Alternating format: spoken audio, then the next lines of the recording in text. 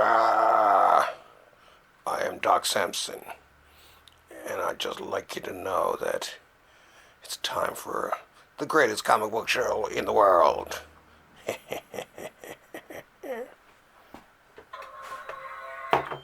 Oh my god, oh my god!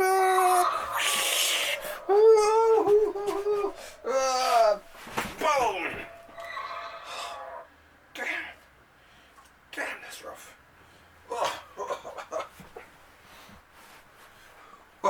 Oh.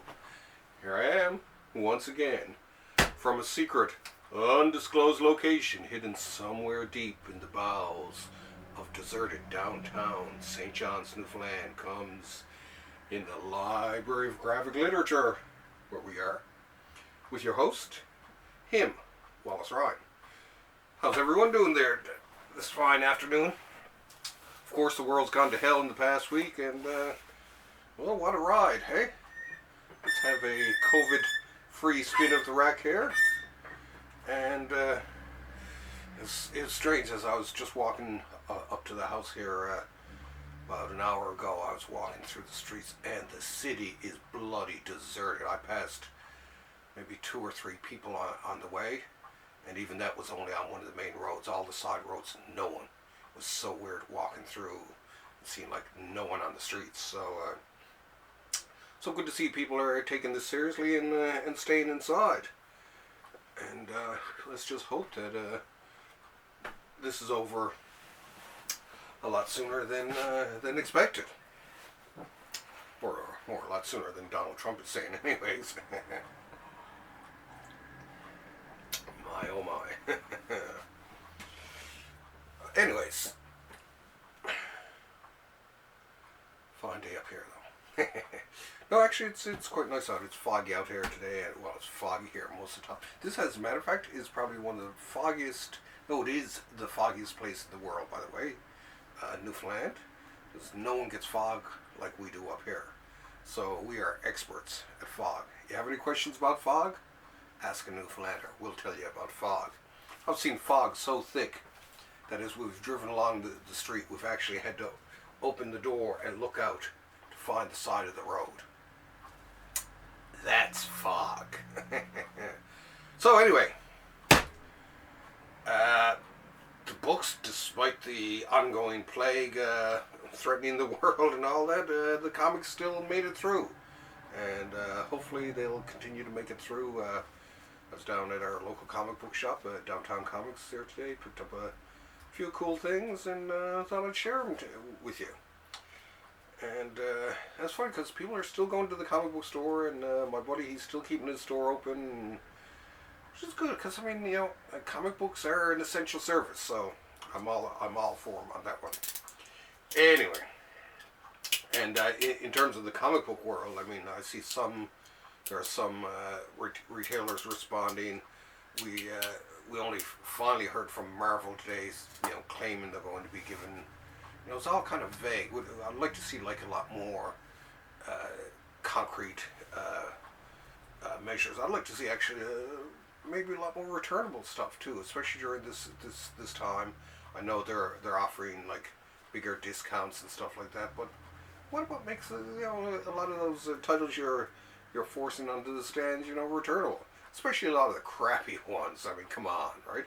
Not every Marvel title is a winner. Not every DC title is a winner, right? So give you time to cut back and leave some space for some of the better stuff out there. Anyway, speaking of which, we have a Marvel Masterworks here this week, and it's Dazzler. No. This actually started as a cross-promotional thing with, oh god, I forget which record company anyway, and they designed it. She was originally supposed to look like Grace Jones, and then as the movies and the interests changed and stuff like that, then they switched it to have her look more like Bo Derek, because they were going to get Bo Derek to do the movie on this character and all that, and when they refused to give the movie to John Derek, they dropped it, and I guess they eventually figured, oh, we got to do something with this character, so she became part of the X-Men, when she first appears in the X-Men. And this actually, this particular comic itself, Dazzler #1, this was the first direct market only comic. So this actually is a little piece of history there, a little bit of comic book history. So that's probably one of the main reasons that I'm getting this. Only lasted a few issues, 20-something issues, I think, or something like that. Anyway, I had this as a kid, so once again, a lot of times if I come across books or whatever, collections of stuff that I had as a kid, then I kind of like, I kind of got to get it. Besides that, I can't help myself. Anyway, so Dazzler, ooh, let's listen to, I like hearing all the pages coming apart as you first pop it open like this. It's pretty cool. So anyway, but yeah, it starts out, of course, with her first appearance in the X-Men. So John Byrne was really the first one to get a real shot at her. No, and the artists in this one are John Romita Jr., Frank Springer, John Byrne, Keith Pollard, and Alan Kuppenberg. So, yeah, the one good thing is, at least with the first 2 issues, is that they were inked by Alfredo A. Kala.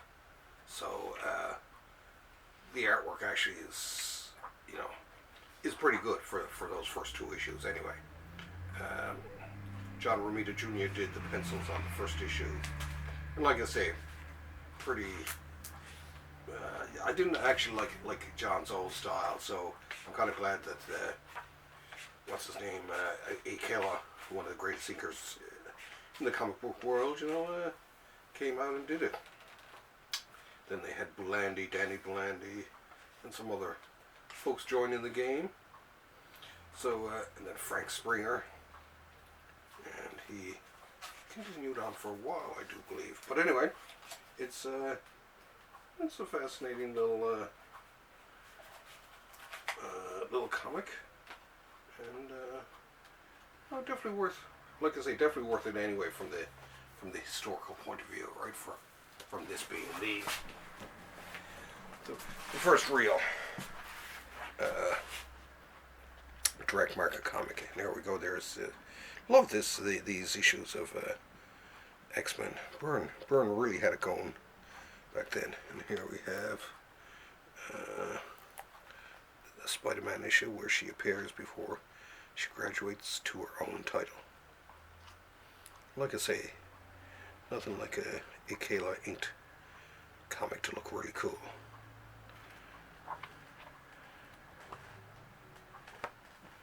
So yeah, kind of different stuff here. Vince Coletta ink in there, if you can call it that. Oh, and Enter Galactus. This I always thought was kind of strange, her taking on Galactus. Anyway, yet another book, another brick in the wall of Marvel Comics with this beautiful Marvel Masterworks volume and volume 1. So obviously they're going to do a volume 2, which I think is basically all they'll probably do for that one anyway. Oh, so.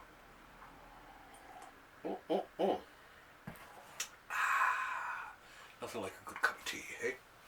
It's Earl Grey tea there, by the way, for this afternoon. It's actually Tim Hortons Earl Grey tea, which, surprisingly enough, ain't that bad. But yeah, it's been a strange week here with businesses closing down. I mean, all the restaurants are all closed down. My classes that I teach have been canceled. There's no great gatherings of people, stuff like that, and everyone really does seem to be sticking close to home. But meanwhile, people like myself, who are comic book artists, we're natural self-isolators. So, you know, if you want to know something about self-isolation, talk to a cartoonist. We got it skulled. We know how to stay by ourselves. Not only that, but out here in Newfoundland, we had what were call it Snowmageddon this winter, and we had at least 2 or 3 weeks where basically a lot of us were stuck inside of our houses. The city came to a halt. They closed all the schools, which they've done here, closed up everything. CBC even stopped broadcasting for some reason, which I think is kind of insane, but hey, what are you going to do? Anyway, so yeah, so it's bizarre living in the time of COVID.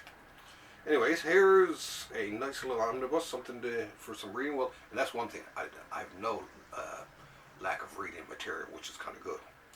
Anyway, to add to the wonderful DC omnibuses, we have the Golden Age Wonder Woman Omnibus, Volume 4. Beautiful, isn't it, hey? Now this, of course, ooh, I love that first crack when you're first breaking it open. I love the sound of the pages as some of them start to unstick together and stuff like that. It's super, super cool. Anyway, this one, of course, like all the other ones, the art is all by H.G. Peter, writing by William Moulton Marston, Joy Murchison, Robert Kanigher, Sheldon Mayer. Once again, the art is, like I say, it's all art by Peters, who I kind of like. When I was younger, I thought that his style was kind of strange and kind of weird and all that, but I kind of got used to it after a while, and it has a certain charm to it. Unlike, you know, a lot of the comics that came later on, it was very, very, very different. Now this is the other thing too, is the more and more they're getting up into these too, the more and more. Oh yeah, and look at this. They changed the back, notice that? They're basically stealing an idea here from Marvel, which I think is actually a good idea. Now these are from 47 to 49, so we're starting to get up into close into the 50s and then the 60s. So I wonder how long DC is going to keep putting these out. Hopefully for a lot more and more. I know I was at number 7 in the DC archives, so this definitely brings me beyond that, far beyond that, as a matter of fact. So that's the other reason I actually like these omnibuses, is they really are picking up from where they left off with the DC archives. So keep up the good work with these, DC. And you know, if you need someone as a book editor, you should get me, because I mean, I like a lot of the stuff that you're actually doing. Now, isn't that lovely? Look at that. Beautiful, isn't it? There, see it there? Here it is back. Have a close-up look at that thing where they got all the comics. I'm glad they did that, actually. It's kind of cool. All right. So let's take the dust jacket off it there. And as usual, we only have the normal black embossed cover there. And here we go. Here once again. It's that wonderful, wonderful woman we call Wonder Woman. I was a big Wonder Woman fan when I was a kid too. I don't know, I just liked the stories. There was something cool about her. And like I said, there's something very quaint about the H.G. Peters, the old. I mean, these are not like a lot of the other Golden Age comics. There's sort of a charm to this that I really like. And of course, there's lots of her being tied up, which of course is an underlying theme through a lot of the early, like this, a lot of the early, as people are calling them now, bondage inspired scenes, like this. But to me, this is why I like reading through these things, because you're getting a look back through history, unadulterated, uncensored, regardless of whether or not this hurts your feelings. This is the way comics were back then, and they're worthy of study. These are basically looking to what the world was like back then, We can't change how it was, but we can study it. And besides, I think, censoring a lot of this stuff is just denying part of our own history. We did it, we gotta own up to it. We can learn from reading a lot of this older, outdated stuff. I know I do. I find it fascinating just to read, see see how people felt about certain things, social mores of the times. I've always been fascinated by, how different things are perceived by different people over the grand stretch of history, shall we say. So, now, we're on down to our last piece here. It's Fante Bukowski. This is a collection of Fante Bukowski by Noah Van Schiver. And this I do believe was nominated for some Eisners when it came out in comic book form, and that and I know he did win an Inkpot Award, or I don't remember now for the life of me. But anyway, and this is why I got this. I'd heard about this before, and it was just like, okay, well, this sounds too interesting not to buy. And of course, it's put out by the fabulous folks at Fantagraphics, one of my favorite companies, one of the avant-garde vanguard of the comic book publishers. I think them and Drawn and Quarterly, Boom, there are a few who are really at the forefront. IDW, Library of American Comics.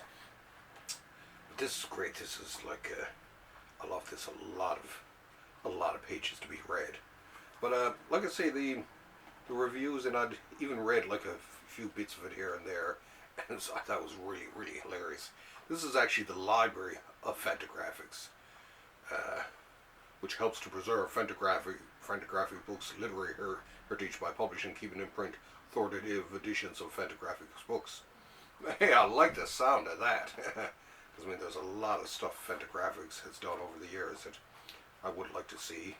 Like, for instance, the recently announced collection of Hate. Right? Way to go. But anyway, yeah, this looked interesting, and so I figured, why not pick it up, right? I love the sort of like cigarette hair, it looks like.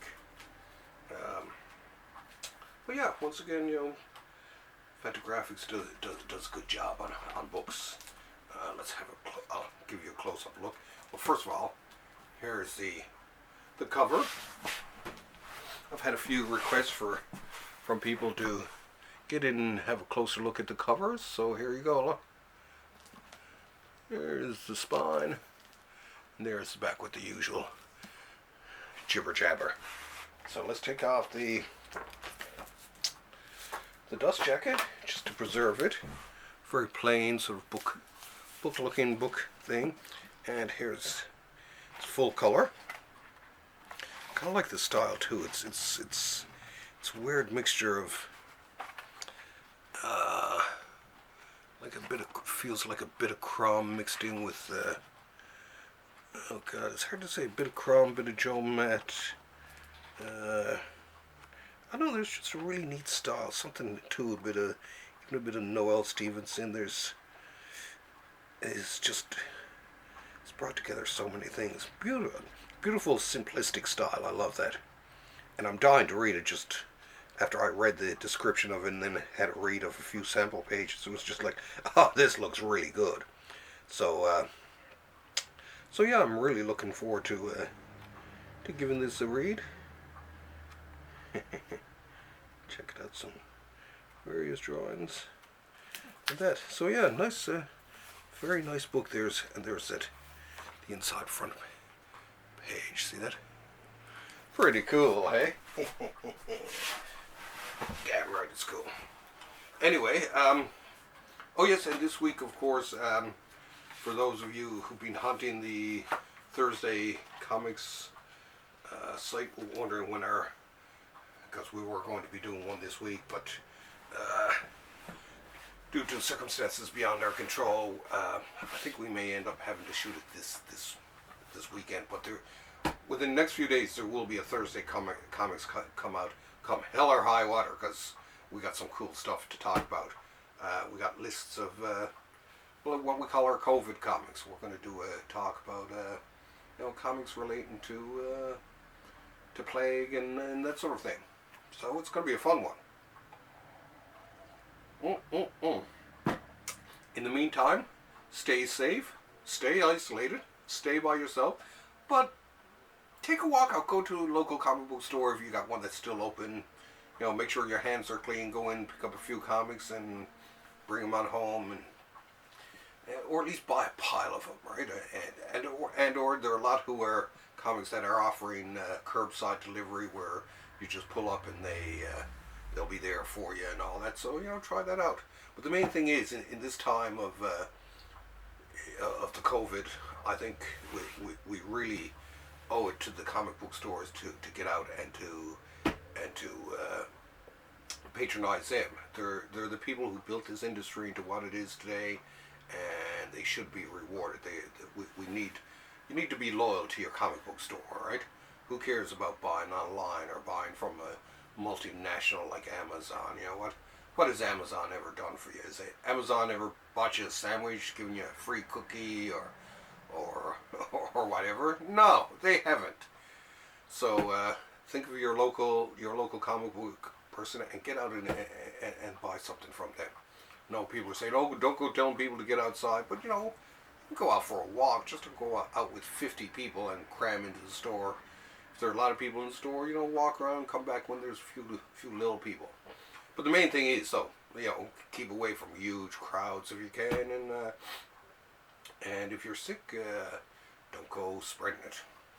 Anyway, that's it. So it's still hail and hearty, knock on wood, from St. John's, Newfoundland. And we'll see you next week for another in the Library of Graphic Literature. Love all you folks. Keep on reading. And Mother Box, take me home. Okay, I will, Walls. Oh my God. Okay, see you later. Bye. Woo. Cough, cough.